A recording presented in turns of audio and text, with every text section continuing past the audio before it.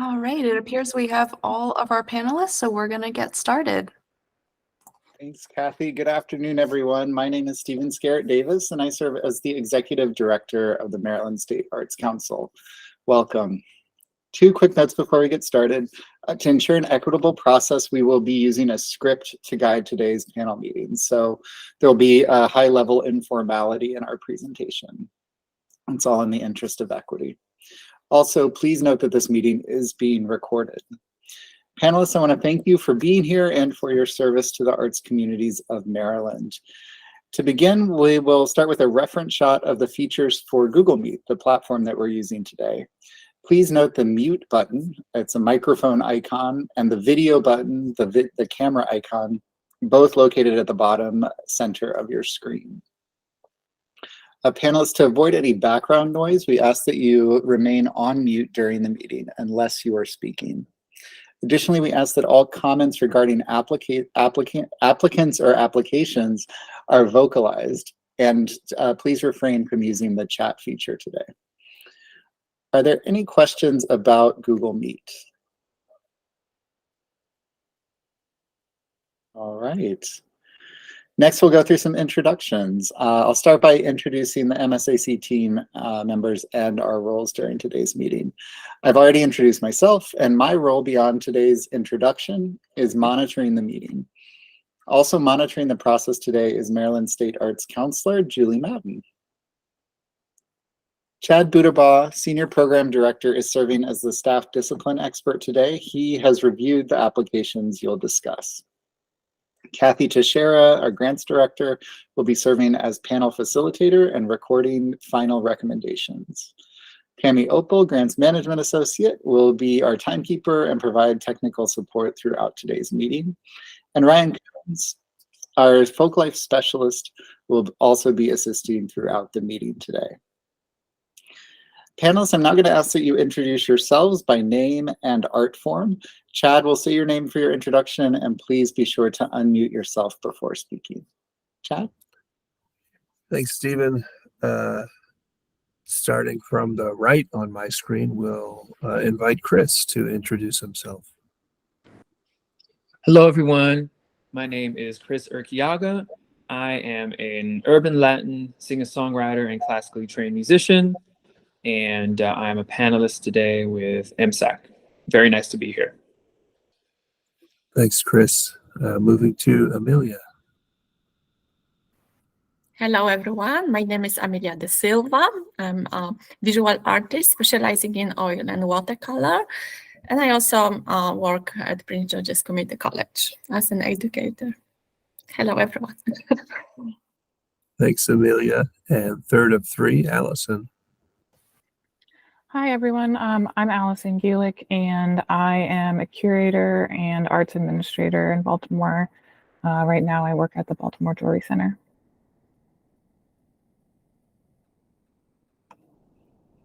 All right, thank you, panelists, and thank you, Chad. In accordance with Maryland's Open Meetings Act, applicants may also be attending online. Counselors, applicants, and any other guests may observe but may not otherwise participate in the process. If you're here to monitor or observe, please be sure to remain on mute and off camera throughout the duration of the meeting. I'll also note that on the call is David Mitchell, another program director of Maryland State Arts Council, who is also observing today. We're now going to review MSAC's guiding documents to ground today's process. I'll go ahead and read these for accessibility purposes. And the first I'll start with is our land acknowledgement statement. This was developed through a land acknowledgement process that's documented on our website, msac.org, in the resources section. We acknowledge that the lands and waters now known as Maryland are the home of its first peoples, the Accahonac Indian Tribe, Assateague Peoples Tribe, Cedarville Band of Piscataway Indians, Chopticot Band of Indians, Lenape Tribe, Nanticoke Tribe, Nasu Wawash Band of Indians, Piscataway Conoy Tribe, Piscataway Indian Nation, Pocomoke Indian Nation, Susquehannock Indians, Youghiogheny River Band of Shawnee, and tribes in the Chesapeake watershed who have seemingly vanished since the coming of colonialism. We acknowledge that this land is now home to other tribal peoples living here in diaspora. We acknowledge the forced removal of many from the lands and waterways that nurtured them as kin. We acknowledge the degradation that continues to be wrought on the land and waters in pursuit of resources. We acknowledge the right of the land and waterways to heal so that they can continue to provide food and medicine for all. We acknowledge that it is our collective obligation to pursue policies and practices that respect the land and waters so that our reciprocal relationship with them can be fully restored. Next is our equity and justice statement. The arts celebrate our state's diversity, connect our shared humanity, and transform individuals and communities. MSAC and its supporting collaborators are committed to advancing and modeling equity, diversity, accessibility, and inclusion in all aspects of our organizations and across communities of our state. MSAC and its grantees are committed to embracing equity and non-discrimination regardless of race, religious creed, color, age, gender expression, sexual orientation, class, language, and/or ability. The vision of the Maryland State Arts Council is that we play an essential role ensuring that every person has access to the transformative power of the arts. And our mission is to advance the arts in our state by providing leadership that champions creative expression, diverse programming, equitable access, lifelong learning, and the arts as a celebrated contributor to the quality of life for all the people of Maryland. In 2019, we adopted a strategic plan. We're still operating under that strategic plan. And what's on your screen right now are the 5 main goals of that plan. And I'll read the bolded portion of the slides. There's more information if you're curious on our website, msac.org, under the About section, strategic plan. Goal 1, increase participation. Goal 2, provide intentional support. Goal 3, build capacity. Goal 4, leverage connections. And goal 5, bolster Maryland arts. And the next thing we'll share are the creative meeting actions. These are sort of guidelines, guardrails on our conversation, things to keep in mind as we enter into the discussion portions of today's panel meeting. I'd actually like to invite the panelists to come off of mute and help me read these. I'll start by reading the first one, and then I'm going to ask that the panelists volunteer or just come off mute and join in by reading the next ones in turn. There are more creative meeting actions than panelists, so I'm going to ask that you read more than one, but we'll just do it on a volunteer basis. So I'll start with the first one, and then please join me. First, celebrate being in the space with other creative people. Engage with everyone's presence as a gift. Acknowledge that together we know a lot. Enter the conversation with curiosity and inquiry.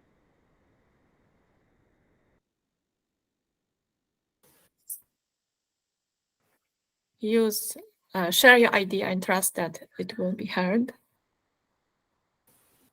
Use I statements. Focus your language on the task at hand. Hold one another accountable with care. Apply yes and. I hear your idea and I'm going to add to it. Balance speaking and listening. Thank you all. The next grounding document and the next to last one that we'll share is it talks about equity and impact versus grant writing, things to keep in mind during the meeting today. The application for the Folklife Network is meant to inspire authentic reflection and internal analysis for each applying organization, with the knowledge that the Maryland State Arts Council is to be seen and utilized as a collaborative partner in the process.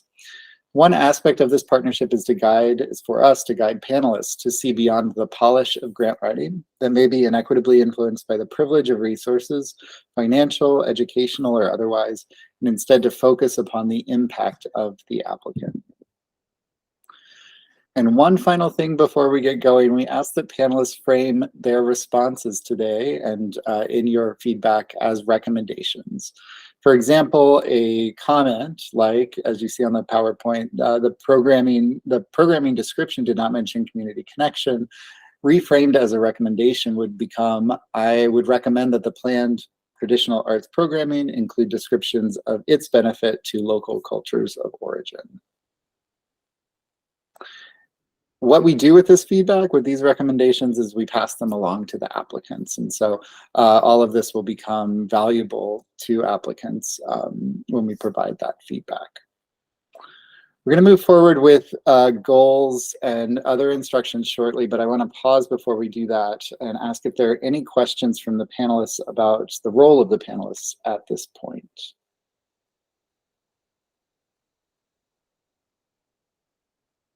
All right, with that, I'm going to hand it over to Kathy to share to lead us through the next part of the introduction. Take it away, Kathy. Thanks, Stephen. The goal of today is to arrive at a final recommendation for 3 Folklife Network applications. Please note for those observing that this panel meeting is not the full panel review process. Comprehensive application reviews and initial feedback have been submitted by panelists prior to today's meeting. Today is an opportunity for the panel to hear additional information gathered from panelists who conducted in-depth conversations with Regional Folklife Center staff. Panelists will be able to add to or edit their initial reviews and make final recommendations based on discussions held today. The final recommendations considered today will determine how each Regional Folklife Center moves forward in the funding process. Also, a reminder to panelists that this is not a comparative process. Each application should be evaluated individually based on the rubric provided. Any comparison content between applications should not influence your final recommendations. On the screen, you'll see a breakdown of the time allotted for each center's application review. So we'll start with the panelist who conducted the in-depth assignment.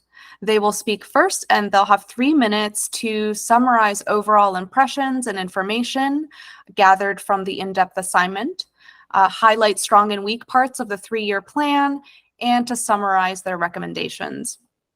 Our timekeeper today, Tammy, will alert us at the 3-minute mark.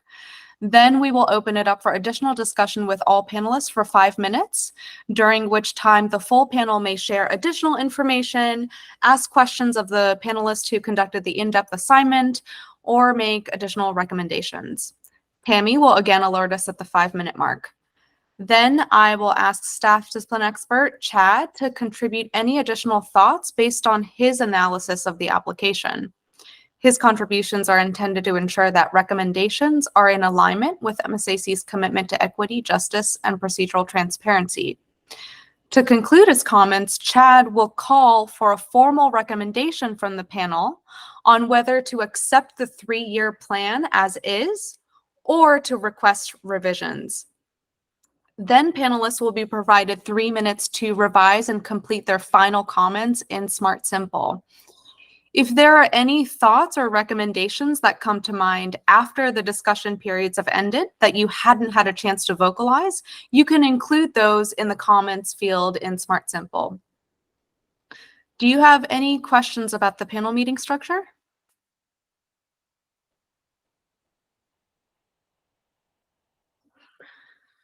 All right. Please note that any identified conflicts of interest will be announced prior to an application's review. Panelists, if you have a conflict of interest that we do not already recognize, please just announce yourself at the beginning of that application review. Those with conflicts will not participate in the discussions and review. Finally, I'd like to mention that we typically take breaks every 90 minutes. Depending on how long today's relatively short panel meeting takes, we'll take breaks according to this schedule, but we'll check in if it seems like we need one. Okay, before we move on, any questions about the structure? A quick reminder again for our counselors and all guests joining us today that you may not participate verbally or in the chat box. So please be sure to remain on mute and turn your cameras off. And a reminder to panelists to also stay on mute unless you're speaking. This really helps eliminate any background noise. All right, so we're going to get started here with a practice round using a test application. So panelists, please make sure you're logged into your Smart Simple account. and navigate to your panelist home screen. And you'll see today's applications listed under the pending final review section. So please go ahead and click that. You should be seeing the number 4 for the pending final review section. All right, and just as you did at home, you'll be able to click open on the right-hand side for each application to access the scoring rubric. And the application will appear as a pop-up when you click on the application summary button. So for a practice round, please go ahead and open application -24424 for the Maryland State Arts Council. And if this were a real application, you would see your initial notes here. Since this is just a test application, you'll see some filler text included in each of the comment boxes.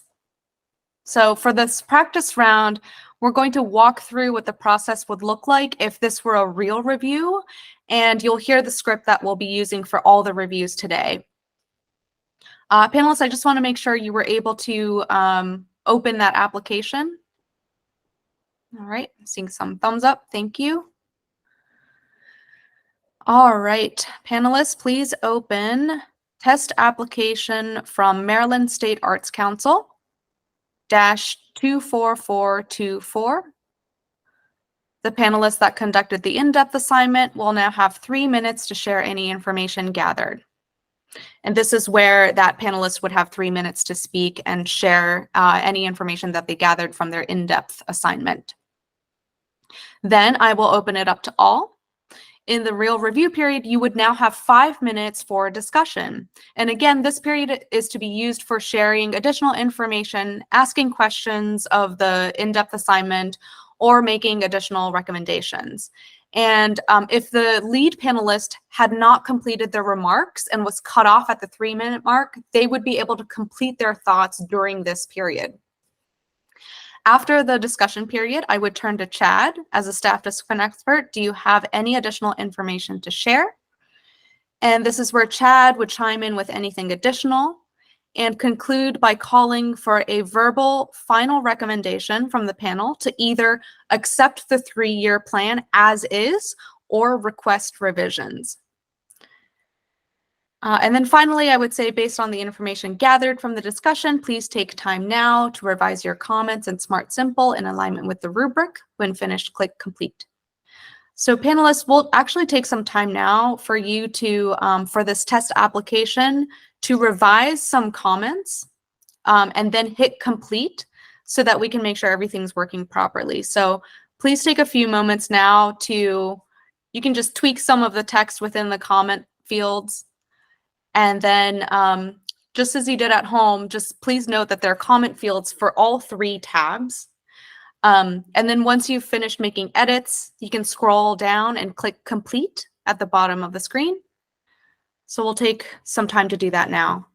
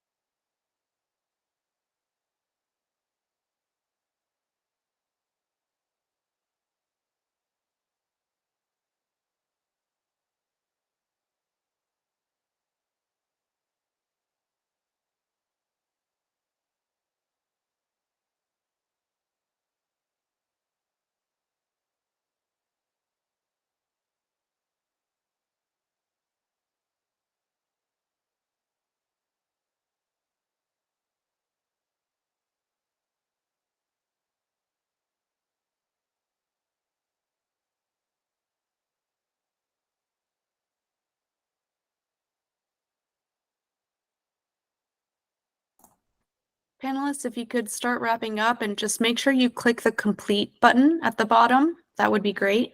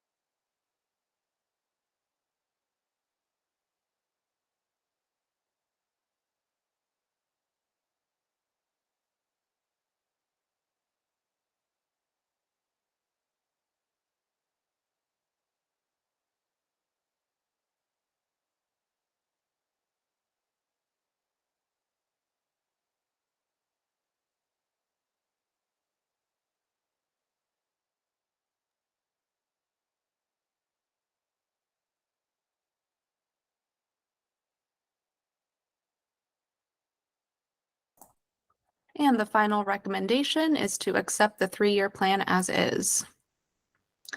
So this is the way that each application review will occur. Do you have any questions about this process?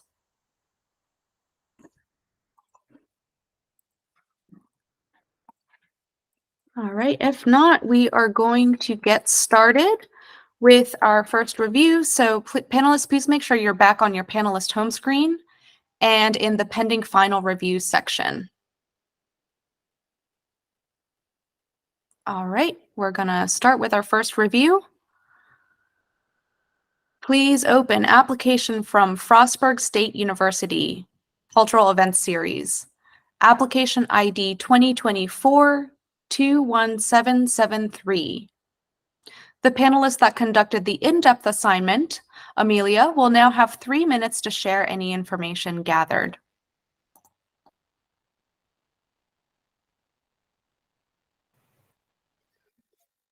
Hello again. It was a pleasure to go through the application for the Frostburg University Folklife Center. I conducted an interview with Professor Kara Rogers Thomas. She's the one in charge of the Folklife Center there. And I just had few follow-up questions about the processes and some of the logistics. For example, one of the university's goal was to have a stronger online presence, and I was wondering how they are planning to achieve that.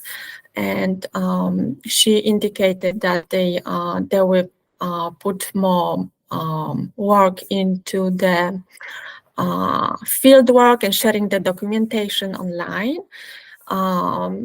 They want to collect more information from the surrounding communities and present it online, so it has so everyone can access it. The other question I had, how many participants do they get in the monthly or bi-monthly workshop series? So she said that they have approximately 7 to 15 people attending, no more, and their plan is to engage more populations and have more people participating in those workshops.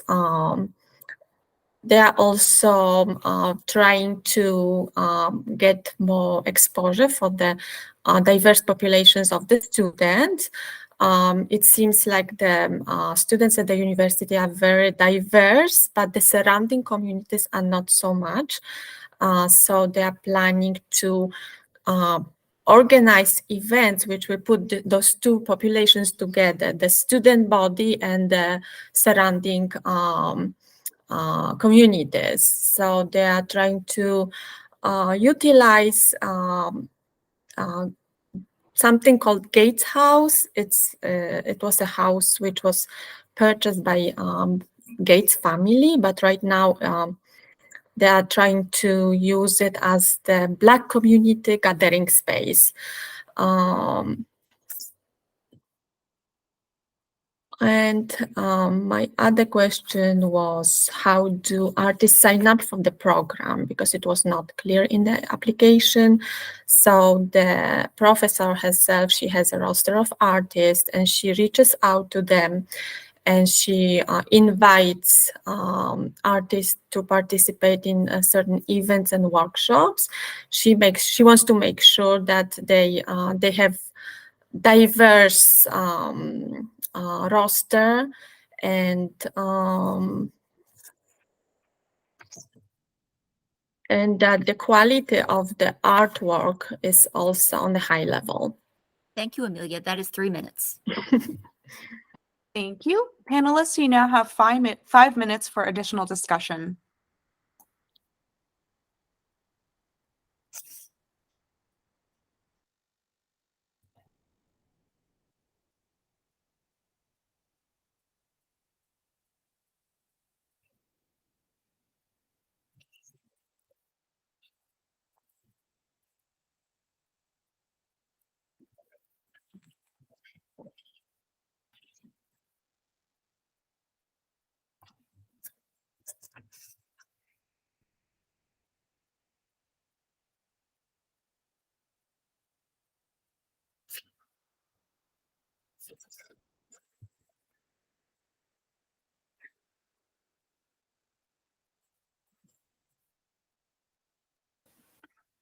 Amelia, did they talk about how many folks they work with in, like, on an annual level, like in the year?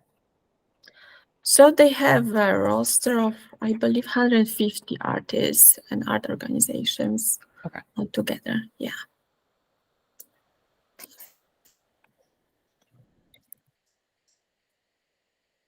And it really depends on the timing and what kind of workshop is offered and the programming. So they're reaching out to those who would be a good fit for certain program.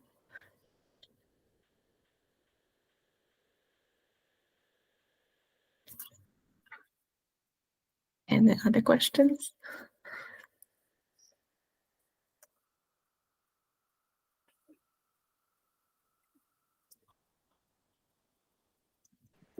Hey, Amelia.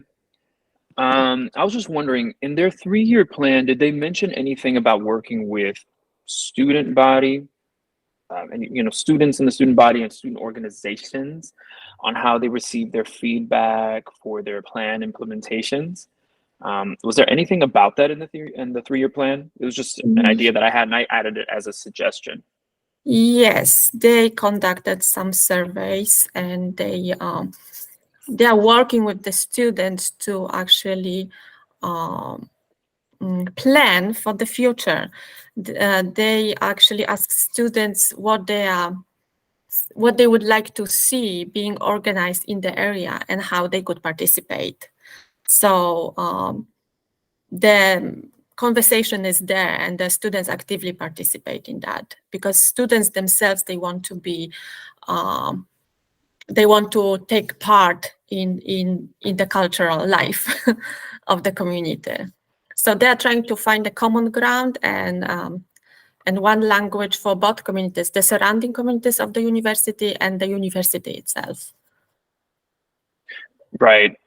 One idea that I did have was perhaps having an academic partnership of some kind, having students in perhaps the social studies realm, I think would be most appropriate, enrolling in a course. And by being in this course, they also get to work hand in hand with this particular center. And I think it would be a clever idea and an incentive to get young voices involved. And the only other change that I would add to or point number 3 was to include in just an add-on, really, an emphasis to focus on outreach to BIPOC communities and to continually get their feedback and perspective, because as you mentioned and as their application mentioned, the BIPOC communities there are so small. We wouldn't want them to feel further isolated, but overall, I thought it was an excellent application. Agreed.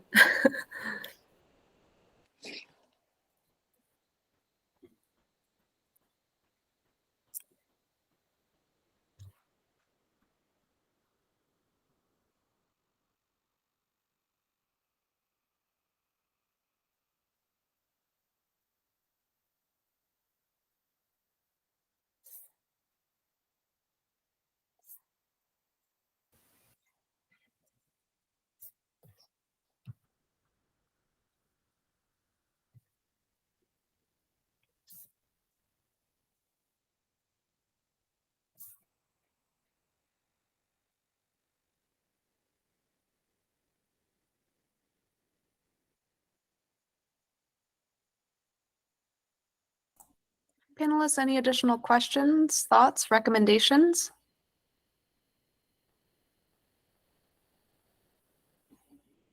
All right, if not, thank you. Chad, as a staff discipline expert, do you have any additional information to share?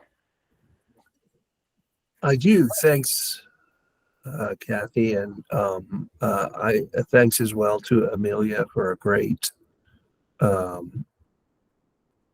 overview of this application that I think sets the standard for what an application introduction should sound like. And thanks to the panelists for engaging in some conversation there. I wonder if I might elaborate a bit on Chris's question and provide some contextual information. As a rule, MSAC does not fund curricular activities, but we do fund colleges and universities as long as the activities that they're doing are not curricular in nature. In other words, that they would be open to the public and that any student involvement would be not a part of the student's coursework, but rather part of their own activities, their own choice to get involved in opportunities off campus or an extracurricular activity. So a partnership of the kind that you mentioned, Chris, would absolutely be feasible and is a great suggestion, as a matter of fact. And just for everyone's information, MSAC would be able to fund the non-curricular parts of such a partnership, but not the curricular parts. And I offer that not as a corrective, but just as an FYI. So with that said, I will call on the panel for a formal verbal recommendation now on whether to accept the application from Frostburg State University as is or to request revisions. And you may come off mute and respond when you like. Accept.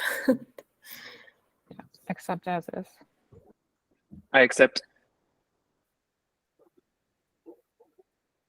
Thank you. Thank you. Based on the information gathered from the discussion, please take time now to revise any of your comments in Smart Simple in alignment with the rubric. When finished, click Complete. We'll take 2 minutes to do so now.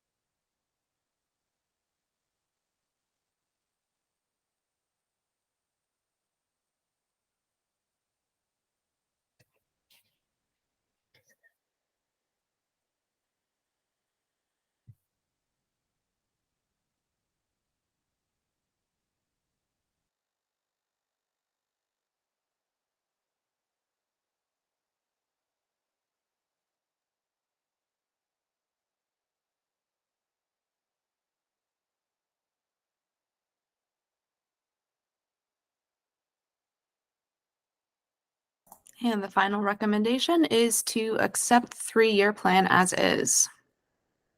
Next, please open application from Creative Alliance, application ID 2024-21899.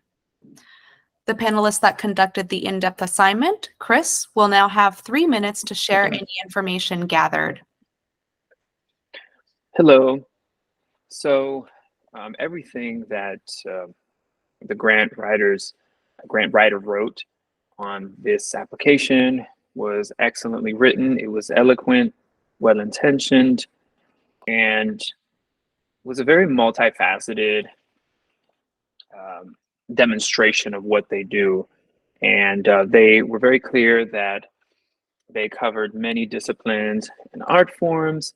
And what was really striking to me was the fact that they have so many different demographics in the region and a high BIPOC community, a high amount of BIPOC communities in there, relatively speaking. And that through their work, and provenly so, they have gone above and beyond to attempt to serve the communities most needed in terms of artistic representation there. I really appreciated how the center has a very clear plan to tackle the issue of equity for the arts for not only for different ethnic backgrounds, but also for various socioeconomic backgrounds as well.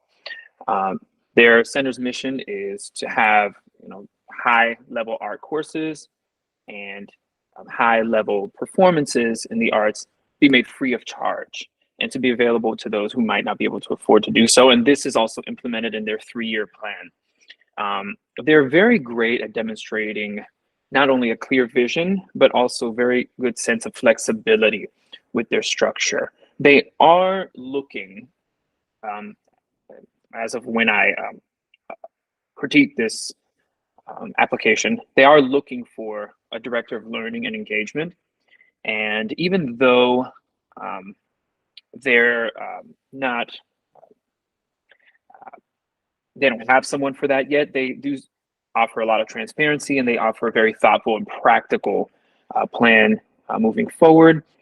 I like the fact that they have online accessibility for their programming, and they do intend to keep that. Their 5 priorities are not only accessible online and in-person events, but they are also good at serving different ethnic communities and different communities in general, and just reaching out to them. Just making sure that nothing really goes missed, and that they do their proper sense of propagation of information and of their programming. And one thing that is very meaningful in their 3-year plan is that they intend to continue to let the communities represented in their programming take the lead in dictating the content. I think that's so vital in this day and age. And it's also Thank you, vital, Chris. not only, oh, sorry, Sorry, that is your 3 minutes. that's fine. Thank you. Panelists, you now have 5 minutes for additional discussion. Chris, please feel free to complete your thoughts there if you would like. I was just going to say vital to nonprofit organization growth. That's about it.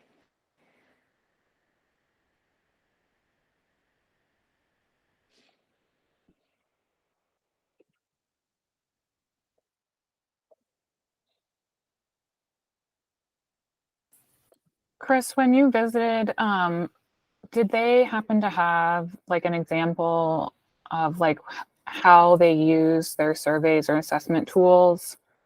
And if using those tools, they've made any, they've implemented any changes as a result of community feedback?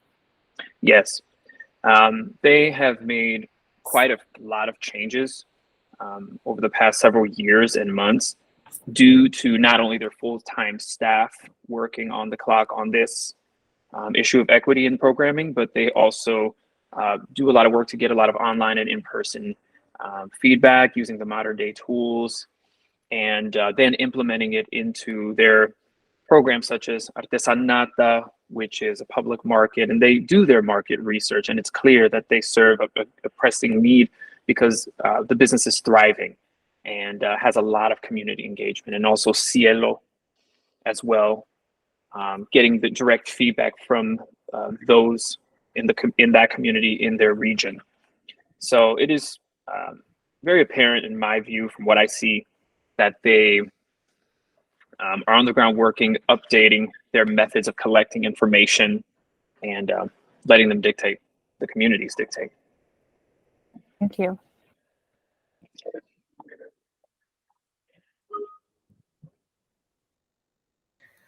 Chris, are there any programs currently offered for young adults? Because I think it was on one of the priorities. They are trying to reach out to the young adult groups. Yes, the name is escaping me right now for some reason, but they do also serve a young adult population with their programming and with their education opportunities as well. They have a whole youth education sector in there with summer programs, not only educating young adults, but also employing young adults and giving them on-the-job training and on-the-job type of education. They have Teen Council, which is a collaborative effort providing job training to young adults in the Baltimore City region. And they serve different neighborhoods according to need, according to their market research as to what where their programs are truly needed for young people. Thank you. That is pretty extensive.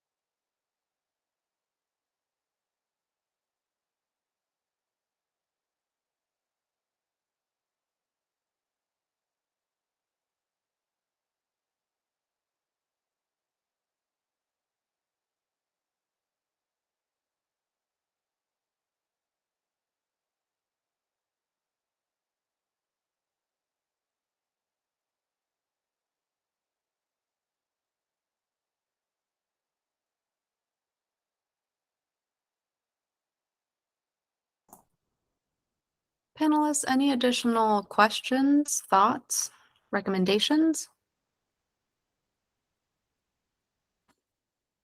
All right, Chad, as a staff discipline expert, do you have any additional information to share? I do. Thanks, Kathy. Chris, a great overview. Thank you for that. Amelia and Allison, thanks for the conversation. For a bit of context, Creative Alliance is an organization that has recently gone through very significant transition. They have turned over their executive director and their development director and their performance director, as well as come to the conclusion of a major capital project. So I'm glad to hear that they rated seemingly favorably with you, Chris, and with the panel. And so with that, I will ask for a verbal recommendation on whether to accept Creative Alliance's 3-year plan as is or to request revisions.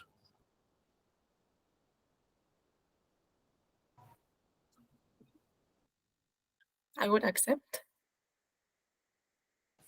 Accept as is. Accept. Thank you. Thank you. Based on the information gathered from the discussion, please take time now to revise any of your comments in Smart Simple in alignment with the rubric. When finished, click Complete. We'll take 2 minutes to do so now.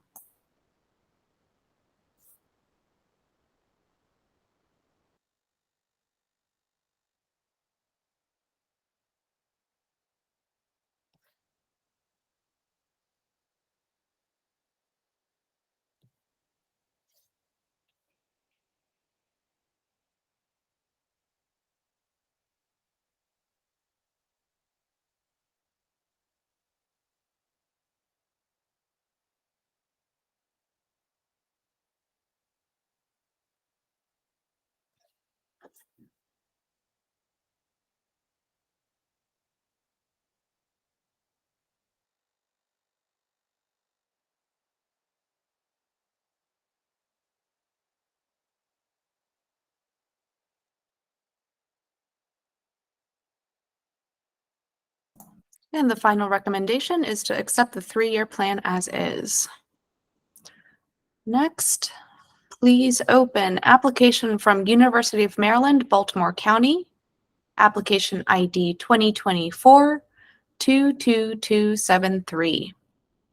The panelists that conducted the in-depth assignment, Allison, will now have 3 minutes to share any information gathered. Hey, everybody. So I had a chance to meet with Lynn Casabon, the director of the Center of Innovation, Research, and Creativity in the Arts, and Rachel Brubaker, who is the assistant director of the Drescher Center for Humanities.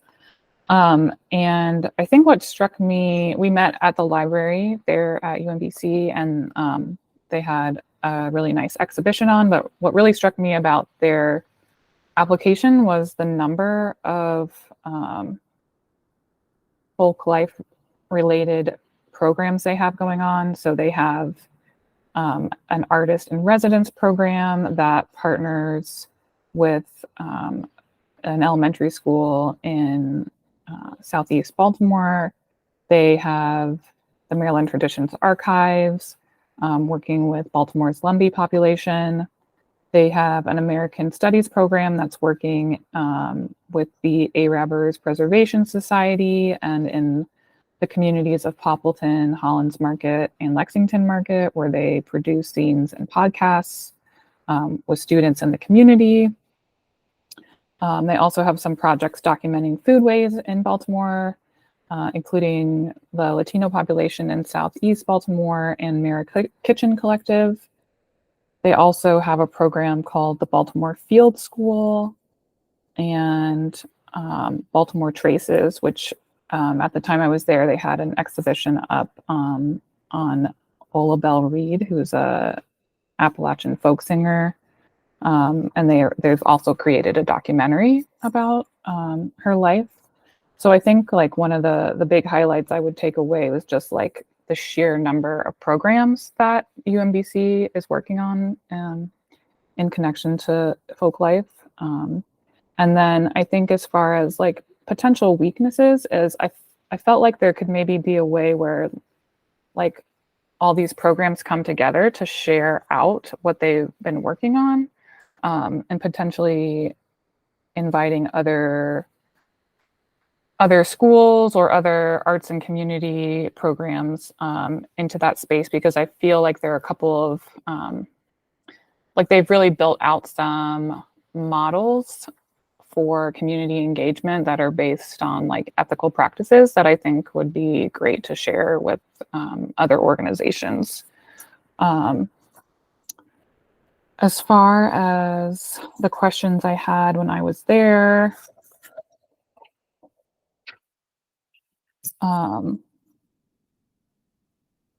so I asked if they could tell me more about the Linehan Artist Scholarship, which is part of the Artist in Residence program.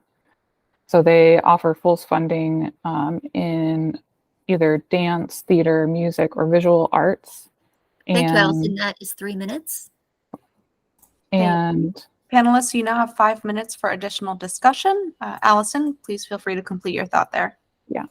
And so those students in the Linehan program work with the artists in residence, and it allows them to kind of do some intergenerational learning, especially around whatever the traditional art is that the resident artist might be teaching. So the example they gave was they recently done a project on screen painting in East Baltimore.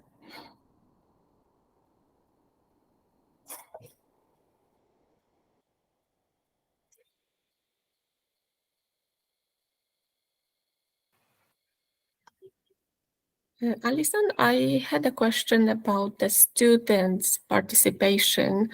Do they get a chance to showcase their cultural background besides the documentation, researching, and just learning about the cultural heritage, but just showcasing their own culture? Is there any?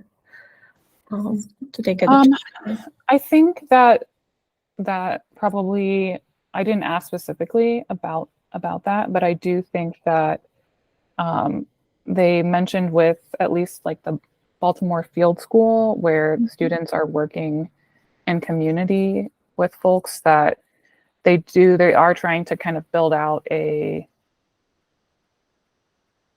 conference type situation where there's opportunities for students to share out on the projects that they are working on. So it's kind of an opportunity for the community and the students to come together and share out like the process that they use for whatever their collaborative project was. So I think there is some opportunity within that for students to kind of bring their own personal history and cultural background into that space for conversation. Okay, thank you.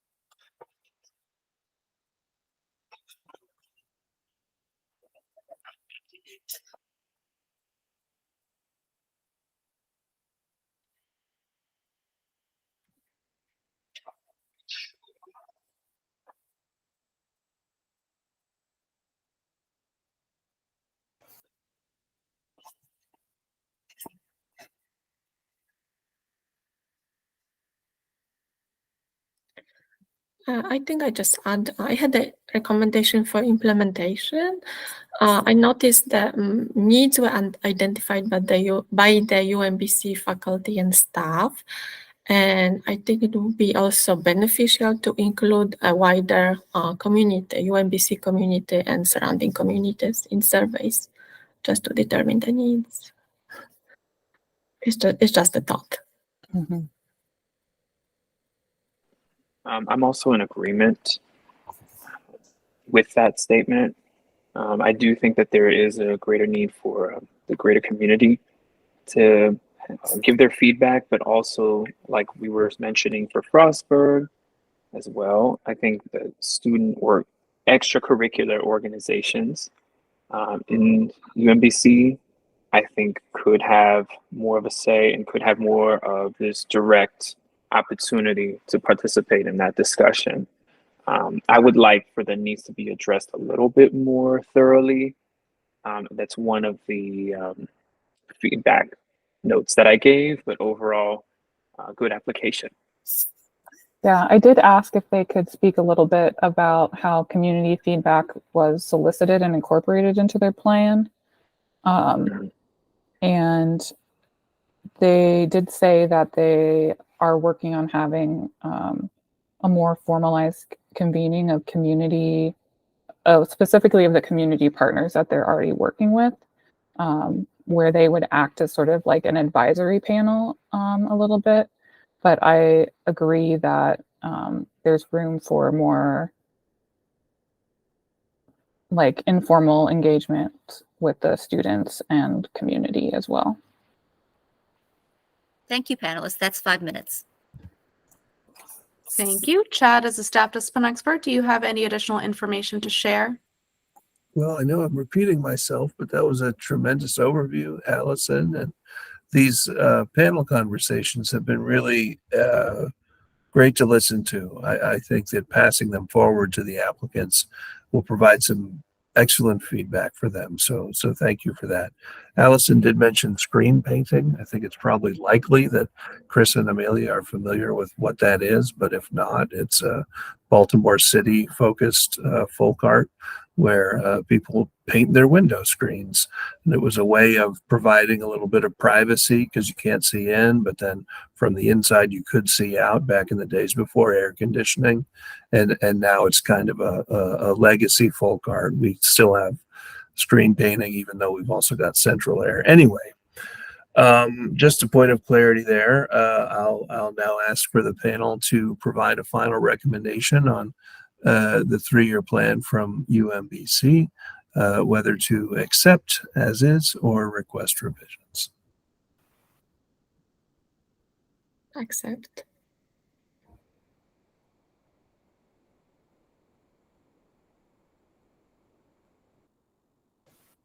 Accept as is. Accept. Thank you. Thank you. Based on the information gathered from the discussion, please take time now to revise any of your comments in Smart Simple in alignment with the rubric. When finished, click Complete. We'll take 2 minutes to do so now.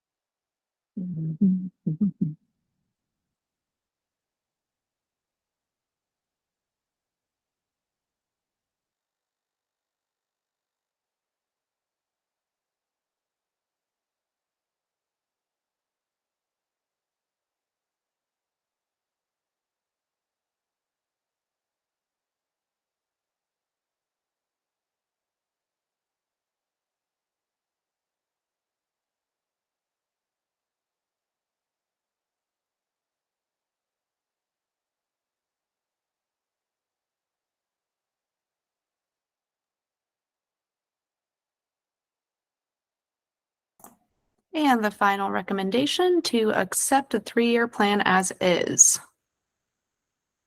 And that was the last of our reviews today. in just an hour. Thank you so much, panelists, for your time and thoughtfulness today. And we want to note the importance of this process, and your role is critical, and your recommendations are incredibly valuable. Thanks also to our counselor, Julie, for joining us to monitor the panel today. These recommendations provided affect the funding and future planning of each regional Folklife Center. And additionally, panelist comments and recommendations are provided to organizations to ensure further transparency and encourage organizational sustainability. Grant award notifications will be sent out in July. So this ends the public portion of the meeting. Observers, please feel free to contact us if you have any questions. Panelists, please hang on for a couple of minutes as we'll briefly cover some next steps here. So Chad, I'll let you